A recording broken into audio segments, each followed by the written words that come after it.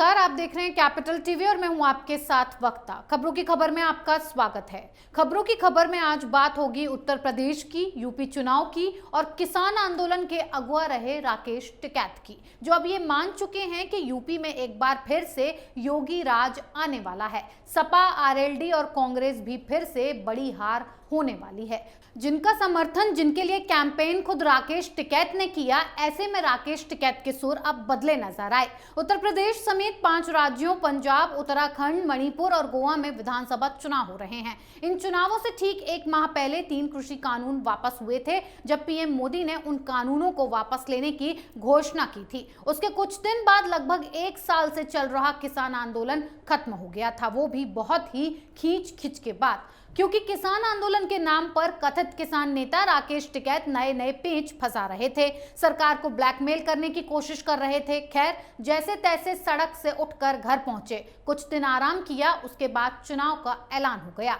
चुनाव का ऐलान क्या हुआ? जितने किसान नेता थे, नेता बन गए और पार्टियों के लिए कैंपेन करने लगे और आज भी कर रहे हैं। कुछ तो चुनाव भी लड़ रहे हैं। राकेश टिकैत को भी किसान आंदोलन और आराम करने के बाद नई जॉब मिल गई। सपा आरएलडी गठबंधन के लिए वोट मांगने लगे। यूपी, उत्तराखंड और पंजाब के चुनाव में बीजेपी के खिलाफ प्रचार तंत्र का हिस्सा बन गए, क्योंकि इनको यहीं के लोग पहचानते भी हैं। खैर, चुनाव प्रचार से बात मतदान तक आ पहुंची। यूपी में 3 चरणों में मतदान हो चुके हैं, खासकर पश्चिमी यूपी समेत उस क्षेत्र में जहां किसान आंदोलन और राकेश टिकैत की थोड़ी बहुत पहुंच है।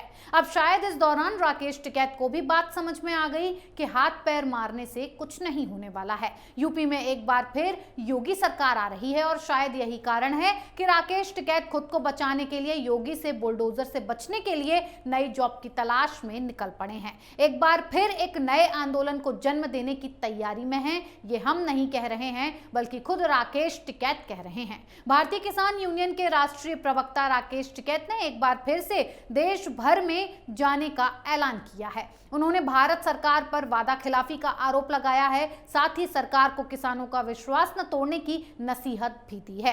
राकेश टिकैत ने 21 फरवरी को अपने कू अकाउंट पर लिखा है कि भारत सरकार ने 9 दिसंबर के पत्र में जो वादे किए थे वो पूरे नहीं किए। हम अन्नदाता के हितों की रक्षा हेतु देश भर में जाएंगे। किसानों और मजदूरों के अथक प्रयास से ही आर्थिक मंदी, लॉकडाउन के बावजूद देश में कृषि उपज लगातार बढ़ी। सरकार देश के अन्नदाता का विश्वास ना तोड़े। वहीं एक दिन पहले ही राकेश टिकैत ने अपने ट्विटर अकाउंट पर लड़ेंगे जीतेंगे का हैशटैग भी दिया था। उस तस्वीर में उनकी गन्ना चूसते हुए तस्वीर भी थी। उन्होंने गन्ना किसानों के भुगतान को डिजिटल करने की भी मांग की। उन्होंने कहा कि जब तक किसान अपने घर पहुंचे, तब तक गन्ने का भुगतान उसके खाते में पहुंच जाना चाहिए।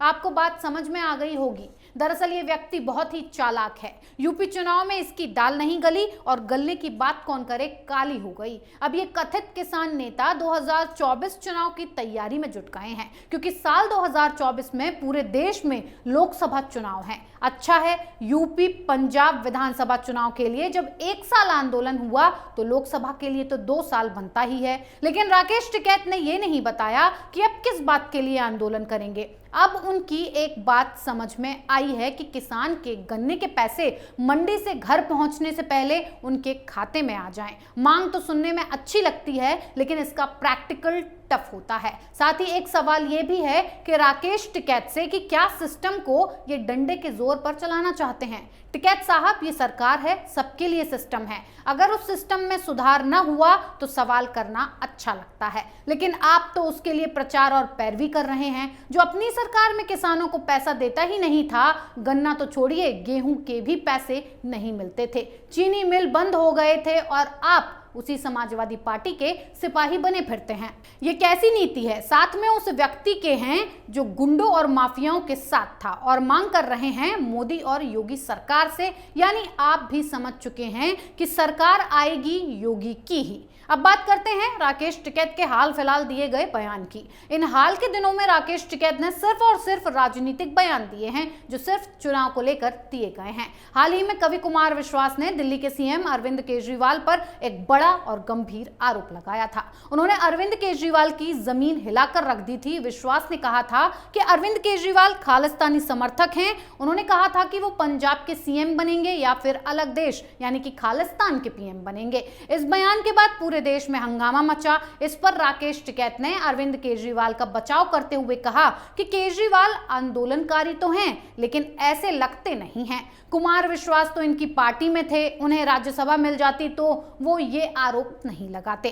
अब इस पूरे मामले को समझिए कि राकेश टिकैत और केजरीवाल के बीच क्या खिचड़ी पक रही है। लाजमी है दोनों खालिस्तान के समर्थन में खड़े हैं। ये डील पंजाब चुनाव को लेकर थी और पंजाब चुनाव के लिए मतदान होते ही राकेश टिकैत ने ट्वीट कर दिया कि वो अब पूरे देश में जाएंगे, यानी मिशन पंजाब चुनाव हो चुका है। अब विपक्ष केजरीवाल और कांग्रेस के कहने पर मिशन 2024 के लिए निकलेंगे, क्योंकि अब पंजाब चुनाव भी हो चुका है और यूपी में 3 चरणों में मतदान भी हो चुका है, जिसमें पश्चिमी यूपी वो क्षेत्र हैं जिन पर राकेश टिकैत की जान पहचान है। लेकिन अब चुनाव पूर्वी उत्तर प्रदेश में है और भला वहां राकेश टिकैत का क्या काम, वहां उनके कहने पर कौन वोट देगा। इसीलिए राकेश टिकैत अगले काम पर लगा दिए गए हैं और वो लग भी गए हैं। यहां राकेश टिकैत के एक और बयान पर नजर डालते हैं। राकेश टिकैत 20 फरवरी को हरिद्वार पहुंचे थे, जहां उन्होंने बीजेपी और संघ पर निशाना साधा। टिकैत ने कहा कि बीजेपी की सरकारें सत्ता में लौटी तो दंगा मंत्री का नया पद बनेगा।